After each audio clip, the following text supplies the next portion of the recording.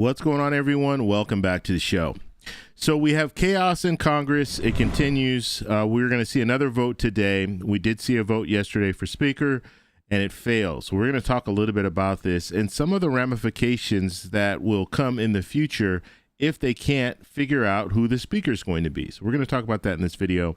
But first off, if you guys can do me a favor, please like the video, subscribe to the channel, hit that little bell notification, and then click all. By clicking all, you'll get notified anytime we post a video. We do daily videos here, so by clicking the bell notification, clicking all, you should be getting updated every day. And just a reminder, thank you for your support. I really appreciate it. And if you'd like to follow me on Twitter and Threads, you can at the TEC Show Live. Okay, so the first thing I want to show you is this clip, and then we're going to talk about it. Here we go. How many rounds do you think this speaker vote's going to take? We need to get it. Watch yourself. We need to get a speaker as soon as possible. Get to work for the American people. Any concerns you've heard from members about tactics used to win your vote? No. Are you going back to the floor today? But that's the plan. When do you think the next vote will be served? Jordan has just as many votes as I had on the first round. I think the difference here too is we have rules, so we can sit down, talk to the other members, and be able to move forward. So you predicted on Fox Business he might win this in one vote. This is a long way from winning it. So what happened? Were you off on the vote count? Was that irrational optimism? What happened here that you didn't see coming a few hours ago? That's just a negative question. What I saw is the exact same vote that I got when I ran and I became speaker. So, Do you expect them to go right to a second round now? No. You got to understand the difference between when we opened up and today. Now we have rules. We don't have to be stuck on the floor. The interesting part of why we're here, every single Democrat voted to stop one branch of government. They created this mess with 8 Republicans. Every single Democrat did that. And so I think what we'll do is we'll go sit down. We'll talk to those that have difference of opinion and come back. Okay, so you saw that, a little bit of chaos there, and you saw former Speaker McCarthy actually calling out Democrats. I'm going to talk a little bit about that at the end of this video because I don't know. I mean, there's blame to go around, but to blame Democrats, I don't really think that's going to go anywhere. Obviously, you had 8 Republicans that stood up and voted against McCarthy. They no longer wanted him as Speaker, and so that's why he's not Speaker. The Democrats, they're voting for their own Speaker. Okay, so they have interests as well. They want Hakeem Jeffries to be Speaker. So, of course, they want to vote out McCarthy because they want an opportunity to vote in Hakeem Jeffries if they can get support from Republicans. So that is, that's the angle that they're taking. But anyway, we'll talk a little bit more about that at the end of this video. What I want to do now is I want to show you kind of what's going on when it comes to the breakdown, the votes, and all that, and what's needed. Because right now, we're in a situation where something needs to happen because we have the Israeli-Hamas war, we have situations going on with Ukraine and Russia, and even if you don't agree with sending money overseas or sending money to these different countries, Congress is going to have to do something, and you have Congress already talking about they support sending money to Israel and things like that. So if they're supporting sending money to Israel, and you have some politicians that support sending money to Ukraine, and then we also have to address the budget for 2024, we need Congress to do that. We need the House to be there to do that. We need a speaker in order to move forward with some of this legislation, not to mention other legislation that we want to get done. And so this is crucial. This is a crucial time in our government. So let's take a look at just what happened yesterday. So when we're looking at yesterday, we had the first vote. The first vote for Speaker, Jim Jordan got 200 votes, okay, and then we had 20 votes against him. So, or they just voted for someone else. Let me show you the breakdown here. This will make a little bit more sense. So you had 6 Republicans vote for Kevin McCarthy. So you still have Republicans that want Kevin McCarthy to be Speaker. So they voted for Kevin McCarthy. You had 7 Republicans vote for Steve Scalise. And then you had 3 Republicans vote for Lee Zeldin. He's no longer a congressperson. Then you had 1 vote for Tom Cole, 1 vote for Tom Emmer, and 1 vote for Thomas Massey. And so that is the breakdown right there. So what needs to happen? We should see a vote later today. Let's hope that we'll see a vote later today. you heard, and if you caught that when the reporters were asking Jim Jordan about when there's going to be another vote, he wanted another vote, or at least he anticipated they would have another vote yesterday, but they chose not to do that, which shows us that they don't have the votes, because if they had the votes, then they would have just moved forward with another vote. But obviously they don't have the votes. When I say they, I mean Jim Jordan doesn't have the 217 votes that he needs. And so until they get to that point or get close to that point, we're probably not going to see another vote. So there is a vote planned for today, but it doesn't necessarily mean they're going to vote today, because if they don't have the votes, they're probably not going to vote. Now, what we're seeing here and what we could potentially see in the future is Democrats come on board to help out someone running for speaker. Now, I'm not saying Jim Jordan, but I'm just saying someone. So that's one option. You have the Problem Solvers Caucus. You have some moderate Republicans that could throw their name in the hat, right? They could throw their name in the hat and have Democrats support them and take them over the finishing line. So that could happen.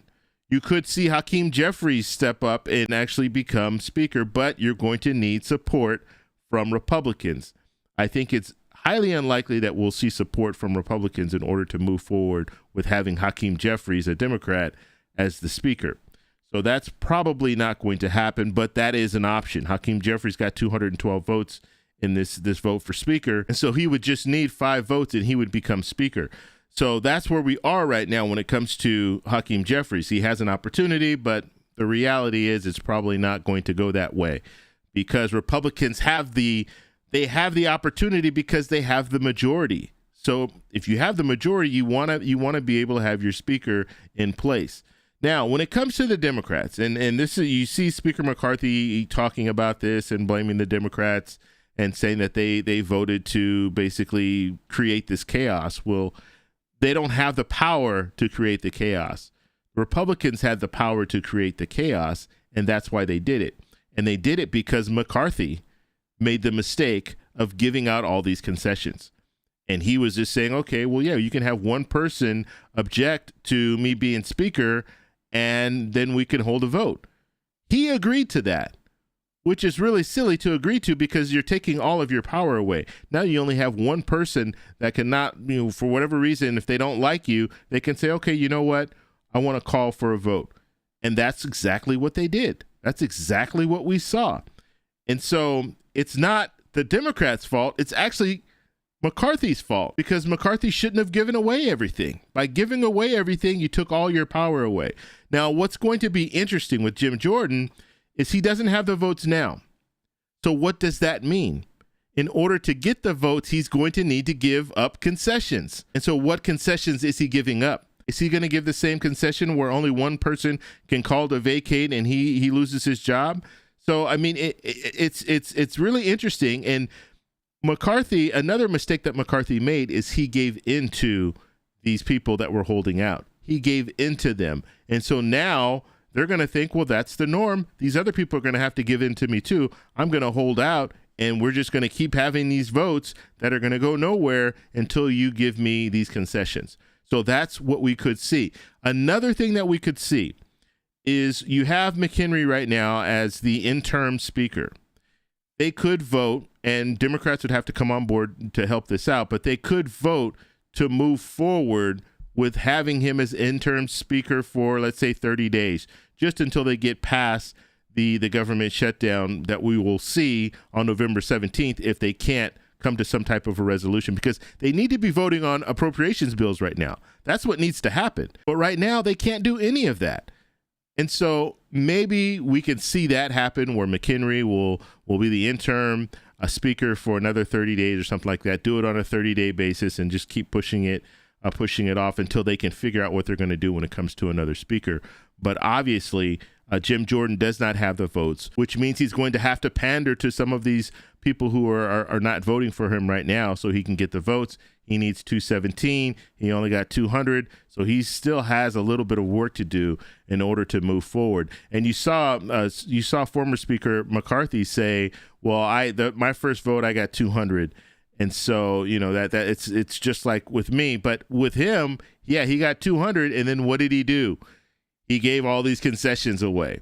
And some of the concessions we never even found out about. He never even told us all the concessions that he gave. And so Jim Jordan will probably have to do the same thing in order for us to see him as the next speaker. So right now it's just so chaotic, and it's sad. It's a real sad situation because one chamber of Congress is just not functioning at all.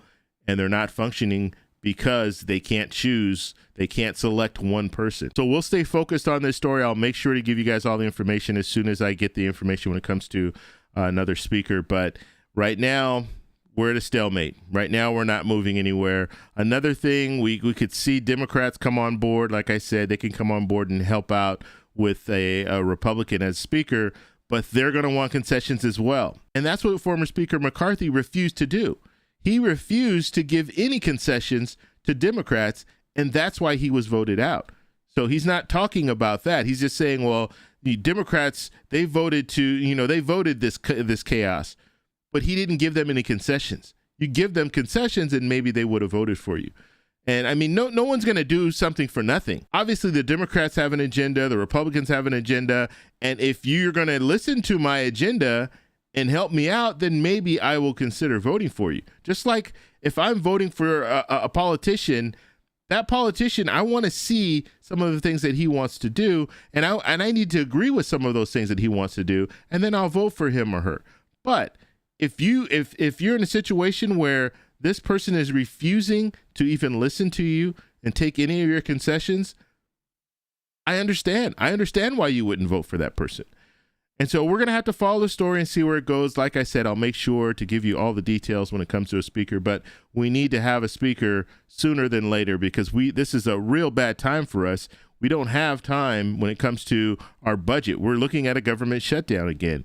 And that's the main thing that I'm focused on. When it comes to the money for wars, and we could be in a situation too where we get pulled into this war in Israel. So that situation could be something where we're definitely going to need money. The president has, they have kind of an emergency fund where he can send money right away. However, it needs to be backed by Congress eventually. So Congress is going to need to vote on this. And so you need to have a Congress in place in order to make that happen. So anyway, if you guys have any questions, let me know down below. If you like this video, please give me a thumbs up. And I want to know how you guys feel about this situation. So sound off in the comments below. Talk to you in the next one. Bye.